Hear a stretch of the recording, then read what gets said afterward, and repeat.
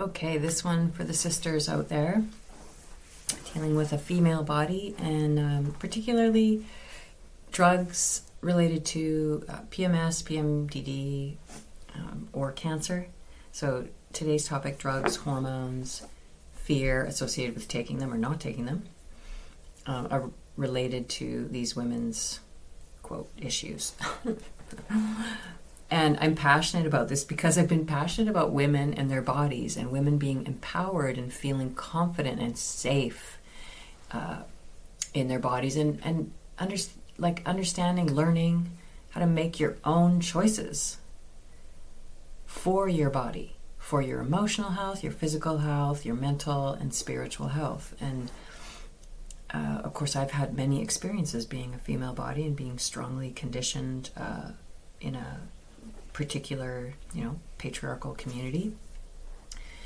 I got to work through all these things around voice and listening and the female body as well as you are right now if you're listening to this. So related to drugs and hormones and fear, there's a lot of similarity to whether you're dealing with PMS, polycystic ovarian syndrome, or cancer. In a way, there's these similarities because these are very, if it's breast cancer or uterine or cervical, this is a very female-specific issue. And around our cycles, it is super important, as you've heard me in other episodes say, that we recognize the interweaving here of generations upon generations of conditioning, and conditioning that says you don't know what's best for you, and conditioning that says your body is somehow inferior, and conditioning that says your body is also, bad or a problem, or at its extreme evil. That is generations old conditioning.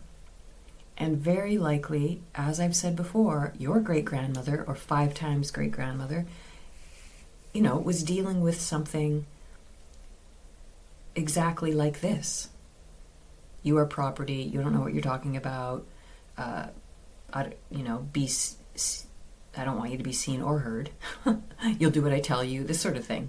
And then as medicine emerged, that was really about taking opportunity, wisdom, moving away from women that knew the herbal medicines and the ways of the land and potentially of the elements, and aligning with such forces towards a, superior, quote, power-oriented model that said, we know best, you will listen to us, you don't know what you're talking about.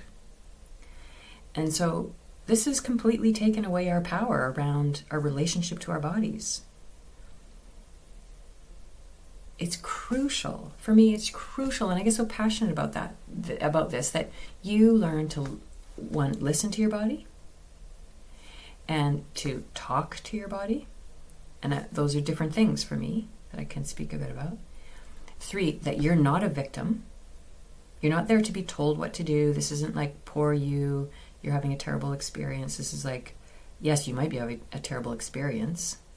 I can relate with you on that.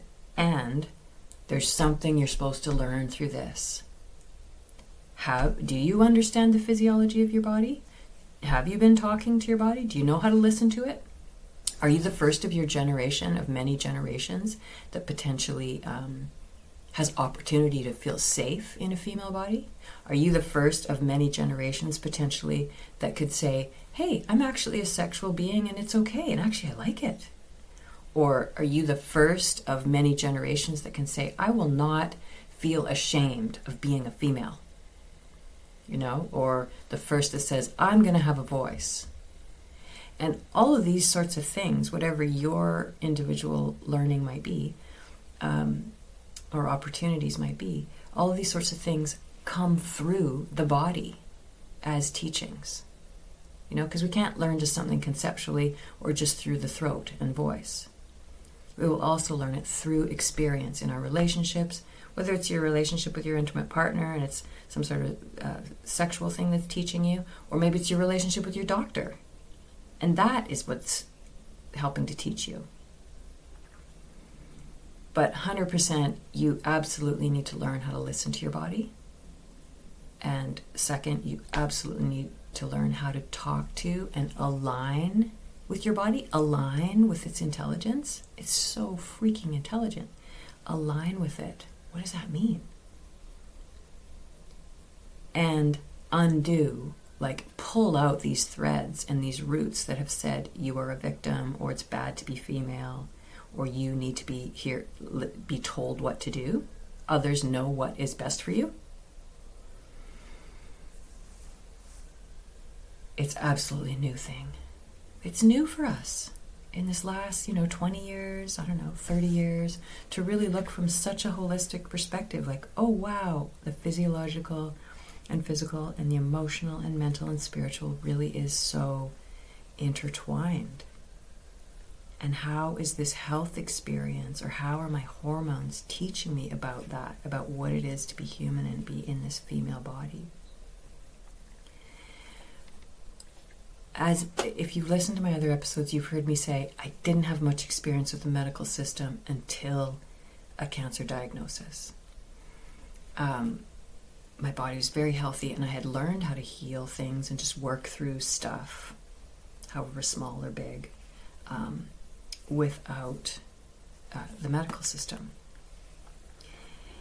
And so in cancer diagnosis, I got, as a more mature woman, I got this really interesting experience of sometimes feeling like a number, other times being clearly patronized, other times being directly insulted or looked down upon for having my own opinion. Other times, a doctor feeling threatened by me having certain questions or having an opinion. So, and then other times, another doctor being like really open to everything I asked for about and everything I said, even if I could tell it was completely foreign to them. Like, the emotional connection to something, for instance. I didn't speak much about that, but it occasionally came up and I saw like blank looks.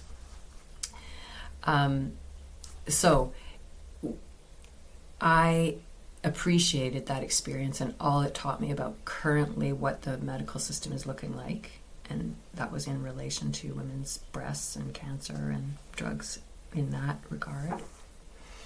And I got to experience that there's a lot of encouragement of fear. There is a clear encouragement to be fearful, and in my experience there was an encouragement to just do what I'm telling you, from the doctor's perspective. Just, it's really important that you do this. It's really important that you do this. And I was not somebody that nodded my head and said, okay. I was somebody that went home, like took in all the information and said, okay, I need to think more about that, or I'm really going to do a bit of research, or I need to take at least a few days before deciding this, and I'll let you know.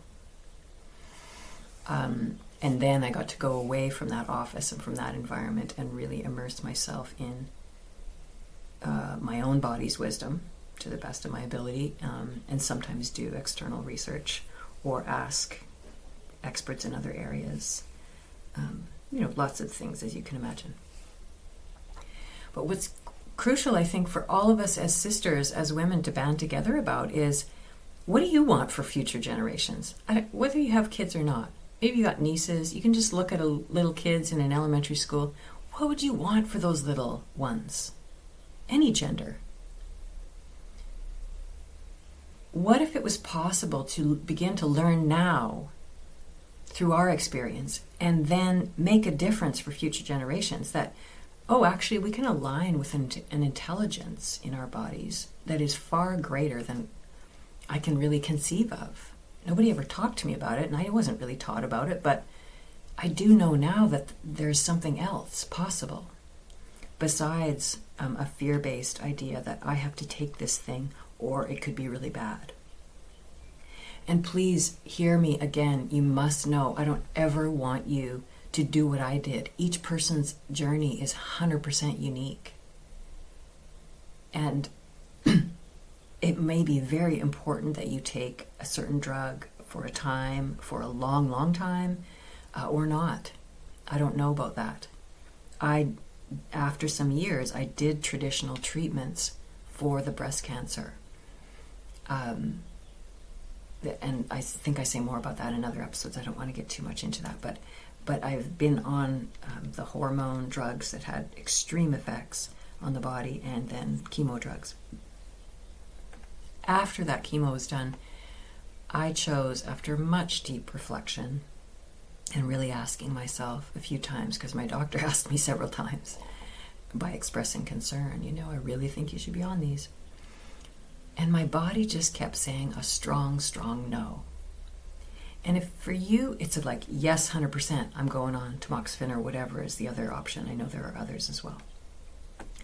Then please do that guilt-free. Like, just do that. If your body is a yes, if your heart and being is a yes.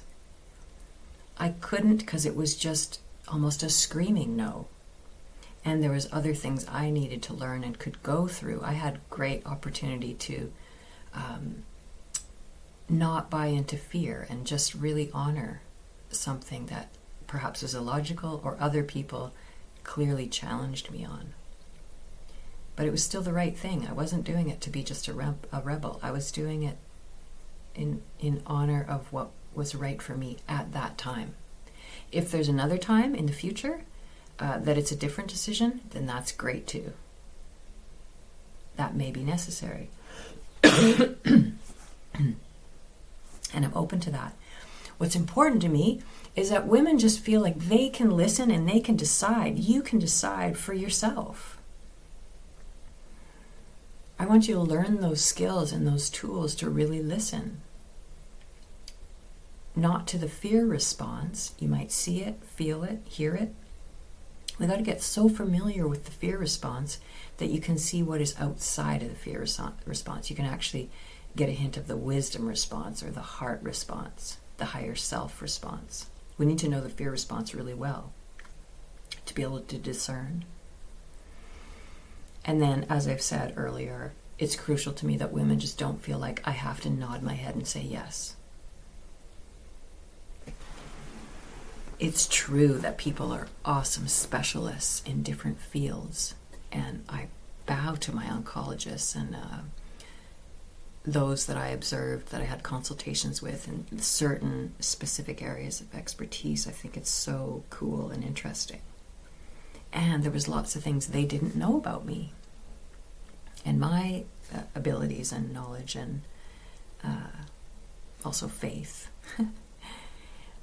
So they didn't know everything, but they know a lot about specific things. So my deep wish for you is to learn to listen, have people that will love and support you, continue to strengthen your own voice, and have faith that somewhere inside, and I pray you can access that, and that's part of my work that I'm here for, if you want guidance in that, that you can find those places inside over and over again, moment by moment, that know what's right for you. Now, I've spoken more about cancer, but I also wanted to note that for certain things like PMDD or PMS, or you're going to also be encouraged to be on hormones. And this is another example of the system that is born out of medicine as it emerged centuries ago. Medicine that was built by men who said, hey, we know what's best. We're figuring out what science says and we know what's best. And that was directly opposed to, the land, to cycles, to what female bodies, what plants might know. So things have changed there, and we want to understand that that's still the origins from which it came. And it still exists, that power-based, almost in the subconscious, as awesome as any one of any practitioner might be, and loving and kind and all that, they could still be very much operating in a subconscious idea that, hey, I know better. Really, I know better than you. And we want to be able to take in their gifts and wisdom in the area of their expertise, and also honor our gifts and wisdom and our emerging reclaiming of what the body knows. So when a young woman has PMS or something really strong like PMDD, like really extreme symptoms, the medical system often doesn't have a clue what to do. And there are things you can do. You absolutely don't have to suffer through that. There are, it's a different episode, but I'll make a specific episode around estrogen dominance. There's key things that create this state emotionally and physiologically, of course, but emotionally is my field. There are things that create these health issues emotionally and mentally and spiritually also, that provide the circumstances from which the health imbalance can arise. So we want to get down to that root, and we want to pull that root out and understand that that is within your ability. That is something you can learn, just as you can learn to drive a car. You can absolutely learn these tools, attuning and aligning to your body's intelligence, just in the same way that you can learn to drive a car. And I wish for every human being to learn these things. And one day it's going to become automatic, that we'll just be, our children will know it. But not enough of us have reconnected and reclaimed that wisdom within ourselves yet. Or our systems would reflect such things.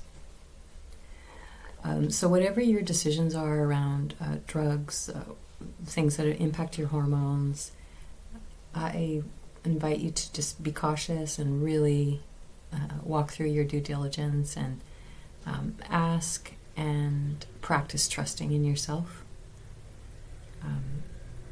And I am here if that is something you want to follow through on, and very clear energetic readings around